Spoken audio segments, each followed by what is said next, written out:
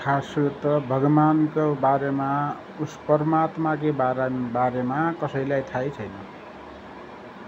न कोही कृष्ण भगवान, न कोही राम भगवान, न कोही विष्णु भगवान, न शिव, न ये ब्रह्मा।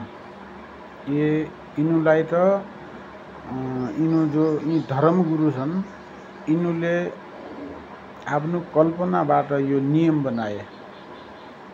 आफू बाबा भएर बिना मिहिनेतमा लाखौं रुपियाँ कमाउने, दक्षिणा लिएर लाखौं रुपियाँ 1 मिनटमा कमाउने यिनुले एउटा यो प्लान बनाएर यिनुलाई भगवान पनि यिनुले आफूले रचना गरे र नियम पनि यी सब यिनुले आफूले रचना गरे। जसले यो राम र सीताको कहानी सुरुवात गर्यो यिनलाई भगवान बाट होइन, यो साधारण एक फिल्मका कहानी जस्तो उसले सुरुवात गर्यो। यो कहानी कसै अर्कालाई मिल्यो र उसले यसमाथि थपथाप गर्यो र भगवान त उसले बनायो। यिनलाई उसले बनायो, किन बनायो? उसले आफ्ना स्वार्थका लागि। आफू बसिकन खाने बाबा भएर टाउकाबाट लिएर नाकासम्म रातो बनाएपछि बाबा भइगए। यस्तो नियम बनाएर यो त बाबाले पछि रचना गरे कैयौं वर्ष पछाडि। यी भगवान भए यो संसारको जो यो हालत खराब छ, कोही यस संसारमा यस्तो भगवान भए यस संसारको जो यो सबैले देखिराखेका जो यो हालत खराब छ, यो हुँदैन। भगवान त यसो हुनै दिँदैन। आफ्नो बनाएको पृथ्वीमा उसको बारेमा कसैलाई थाहै छैन, उसको अत्तापत्ता कसैलाई थाहा छैन। जैको हामीले नाम लिइराखेका छौँ, यी त बाबाले आफ्ना इच्छा उनको कल्पना गरेर ऊ कहानीको जो कहानी हो उही कहानीलाई पुरा गरेका हुन्।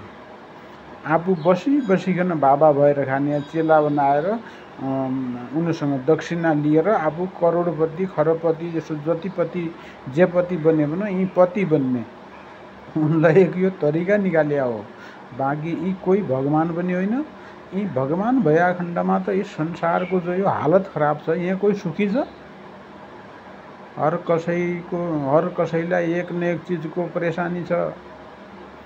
कसैको घर छैन, कसैसँग धन छैन, कसैसँग छोरो छैन, कसैसँग छोरी छैन, कसैकी जोइ छैन, कसैको पोइ छैन, कसैले ऋण लागेर जागबुढा भएर लगाया घर छाडेर विदेशमा जानु परेको छ। यहाँ सुखको नाम निशाना छैन। यिनलाई भगवान किन मान्ने? यी भगवानै होइन। यी भगवान त बाबाले बनाएका। यिनी जो बाबा छन्, यी लाल पेलावाला यी चन्नीबाट नाकासम्म राता बनाएका जो बाबा छन्, यिनले आफ्नो बसी खाने एक धन्दा, यो एक धन्दा मात्र हो।